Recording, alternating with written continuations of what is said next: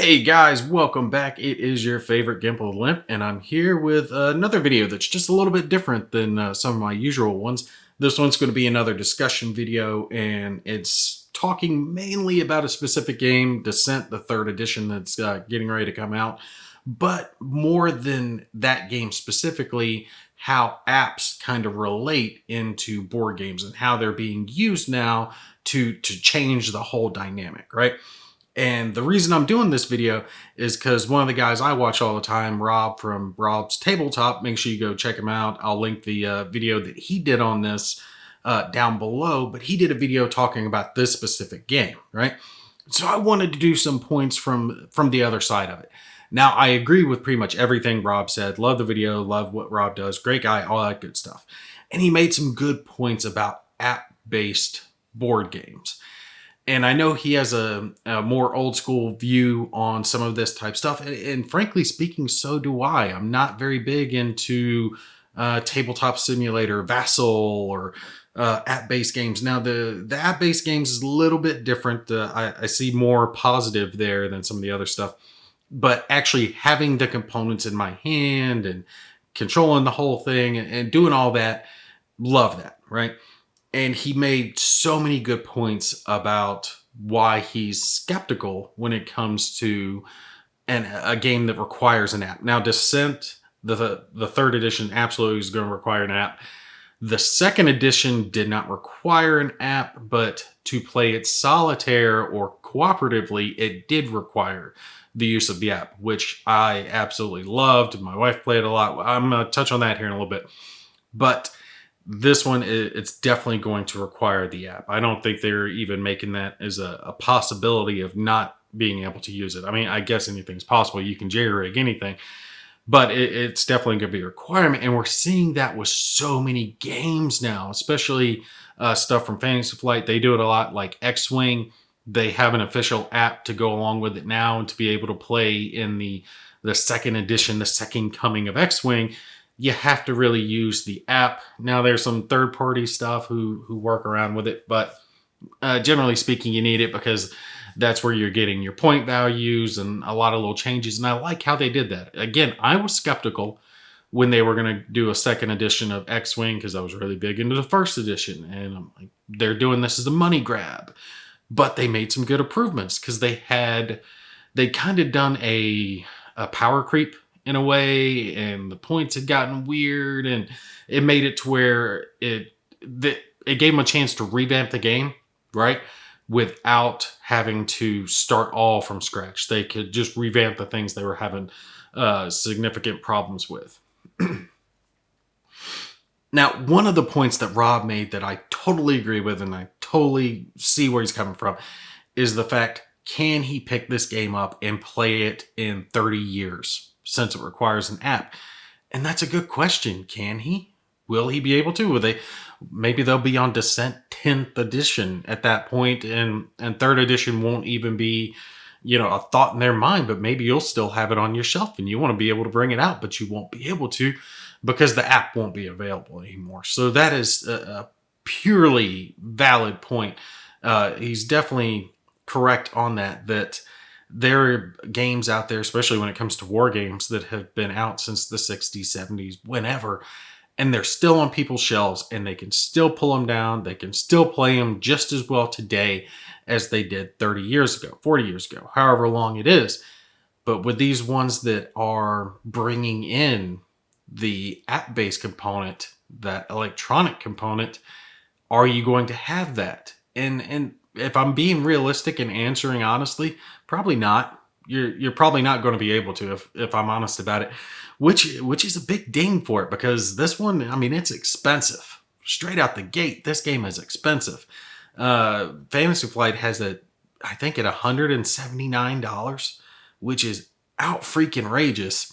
It looks like you can get it for $139 at some of the third-party websites like Miniature Market and Game Nerds and some of the others. But if they can sell it that cheap, why the hell can't Fantasy Flight, knock off $40 off their retail price? Maybe they're going to do a sale or something. But the pre-order right now is still listed down at something like $179. It's outrageous how much they're trying to charge for this stuff now. Board game prices have gone through the roof, but that's not the point of this video. But if you're spending almost $200 on a game, that is a big detractor. That's something you got to think about. Am I okay with spending that much money on a game that I'm not going to be able to play possibly? And 30 years is a huge exaggeration, but what about 5 years? Because 5 years is a big deal when it comes to some of these apps. It's possible that 5 years from now, you might not be able to play it. So that's something to consider. And each person's going to have to make their own choices. But the point of my video here is to remind people that there are benefits that do come with the apps that you're not going to get in just a standard board game. They really do open up games to be played in a multitude of different ways that you couldn't originally, right? So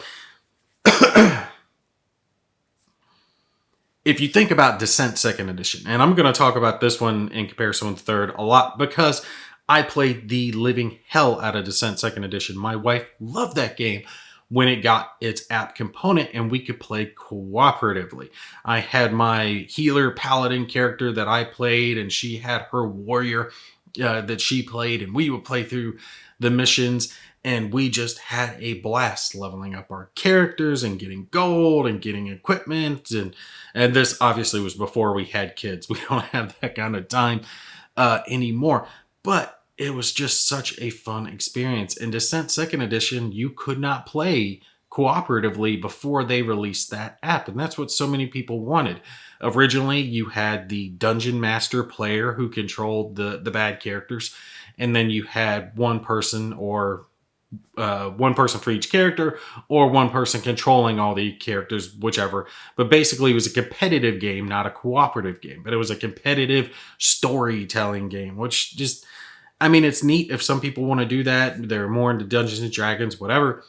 I'm not into that. No one I know. Hell, I didn't want to play the DM. My wife didn't want to play the DM, but we wanted to play Descent. So the app gave us that ability. And it's not even just the cooperative aspect that you get out of it. It's also the ability to randomize the game in ways that the cards never could, or the tiles never could. And there's a multitude of games out there that they might have a deck of cards that represent the dungeon layout, and you'll shuffle that deck of cards and draw from it to determine what tile is coming out next. So that gives you a level of randomization. Or was it that game Subterranean, or like cave dwelling games where you'll just shuffle the tiles themselves because they're all the same shape and draw off the top of the tile deck, and that determines the layout of the game. So that gives you some randomization, but apps take that to the next level. With Descent 3rd Edition, you're going to have the app telling you what terrain's coming out next. And that gives the ability to have it be any terrain can come out. And not just any terrain, but any terrain piece, any terrain fillers like your furniture or your chest, any of that random crap that gets put up there, traps and stuff.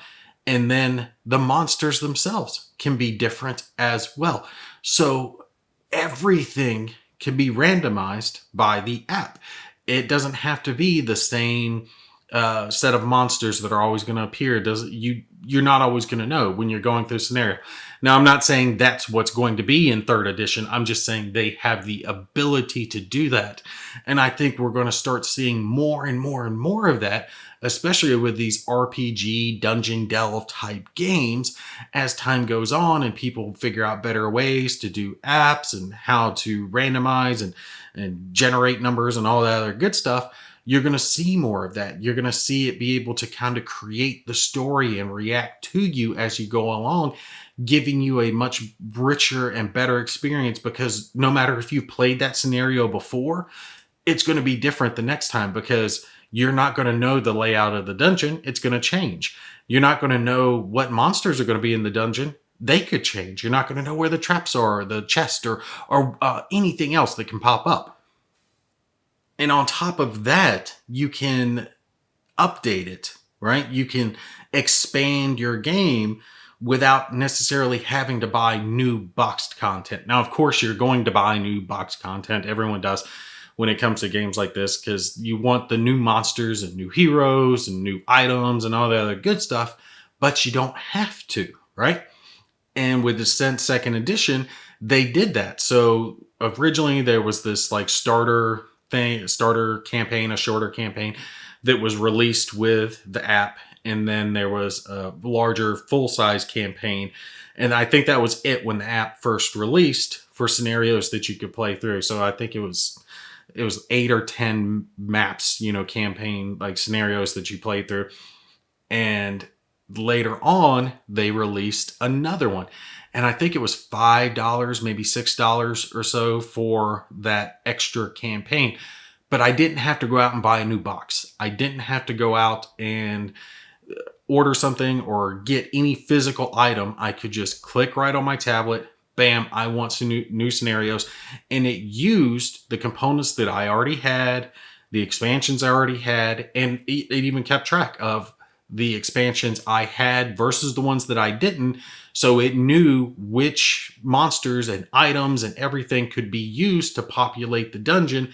And it would only use those items from the products that I actually had. And you could have just the core game and still play, right? You could still play any of the scenarios. You wouldn't have as many monster types or boss types or items as potential items to find, but you could play the game, right?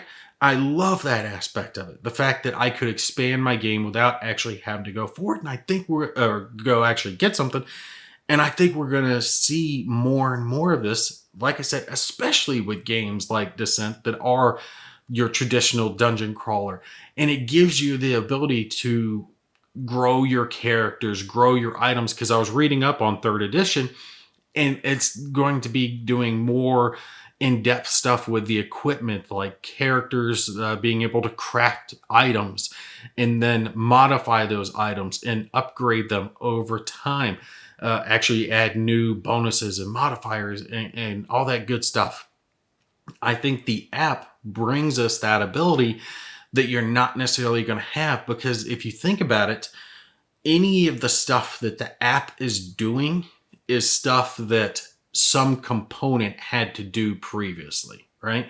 So when it came to randomizing the dungeon tiles, you either had to have tiles that were the same size so you could shuffle them, or you had to have a deck of cards you could draw from to randomize the dungeon tiles. So the app is replacing those extra components, and it can do that with everything else. Keeping track, you don't have to have the character data cards. Like I've gotten recently into Folklore of the Affliction. They're character data cards. There's a lot of little modifiers and nuances that you have to keep track of. An app, and I'm sure there's probably a third party or individual created app for that now out somewhere. I just haven't found it yet. For that game, they'll keep track of your characters. But this brings us an ease into the game, right? It allows us to focus more on what we're doing and have a richer, more immersive experience than having to worry about all the bookkeeping and minutia that comes with some of these games. So I really do think apps are a future, and they're going to expand the way that we play these. I totally get, though, why people are skeptical and don't want games that require it, right? And they're okay if it's an added bonus, kind of like Gloomhaven has. There's some apps that can help mitigate some of the card drawing and modifiers and keeping track of all your stuff. People like that. It kind of saves with bookkeeping, but Gloomhaven obviously doesn't require it. So I can understand there's views on both sides of why you want them or why you don't want them. But I think that these games that do require it, they have to require it if they're going to go full in depth with it. If you're going to get the best experience from that app, from what it can provide, then the game's going to have to go in a direction that the app is required. And I'm ready for it. I'm ready to see more games do stuff like this, and not just RPGs. I'd like to see war games jump deeper into this. I've used this example before, if you know the game I'm talking about, but Ambush. It's a game where you control your squad of soldiers as they move through whatever terrain, forests, cities. And there's a little story booklet that tells you what happens as you move into each individual hex of the map. But the thing of it is, once you've played that scenario once before, you know what's coming up. It's never going to change. That storybook's never going to change. So unless you haven't played it in a few years and you've forgotten where everything is, you're going to know what's coming up. And even if you have not played it in a while and you can, kind of experience like a new game again, you're still going to have a little thought niggling at the background, or you might do something that reminds you, oh, there's a sniper coming up. An app for that game would give it so much replayability because every hex could be different now. You could enter the same hex 100 different times and have 100 different results. I really think that apps are going to expand our board gaming experience.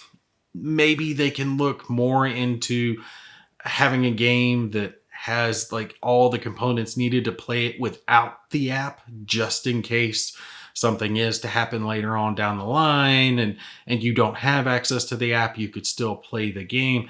But I think for that real deep experience, what the app can truly provide to the game, they're going to have to require it. It's going to have to be, you get the game, you get the app, then you can play it. You're not going to be able to play it offline, if you will. Now, I'm not saying that every game should go down this line by any means. I think obviously we should still have plenty of games being made without apps, but especially for things like this, a dungeon crawl, I think the better way to put it would probably be, I see more in the plus column than in the negative column. Yes, that is that big fear. Am I going to be able to play this a few years from now? But think about that experience. I would much rather have that just huge blowout experience now than an okay experience that I think kind of fondly back on, a few years down the road, that I can kind of play again, but it's going to be very similar to what I played before, rather than that one that I can play now and it's going to be different each time I play it. My characters are going to experience new things. I'm going to experience new things. Plus it brings in new people because the game's being covered so much more, right? That's part of the reason my wife liked it, is because the game was covering a lot of the bookkeeping crap that she doesn't like to do, and the rules and moving monsters and all that good stuff. She didn't have to worry about that. I didn't have to worry about it. And we kind of just went with the flow. Not to mention the fact that it also essentially saves your game, kind of like an electronic video game will do. You hit save. It'll keep track of what your characters have, what experience level they have, where you are in your game, so to speak, instead of the jerry-rigged way you're trying to do it on your own. Everyone's got the little Ziploc bags that they try to put their character in with all their item cards and their coins and whatever they might have at the moment. But then if you go back a few weeks later because you get busy and you're trying to remember, is this exactly what I had, or did this go with this character and where were we? The app takes care of all that, right? So just the thought. And like I said, definitely go watch Rob's video as well, because he covers so many different aspects. And I want board game companies to be hearing a lot of this. I want them to hear it from the good, the bad, the stuff that we're fearing. So when they're working on all this stuff and they're developing it, that they can hear about the stuff not only that we're excited about and looking forward to, but the stuff that we're fearful of as well, so they can take steps to ensure that we don't have that bad experience, especially if they're going to be charging damn near $200 for a board game.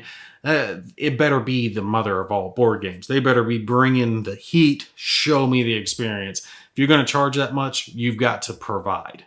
All right, but anyway, that's going to be it for me. Feel free to put it down in the comments. Any of your thoughts on all this stuff. What do you think? Do you want more apps? Do you want less apps?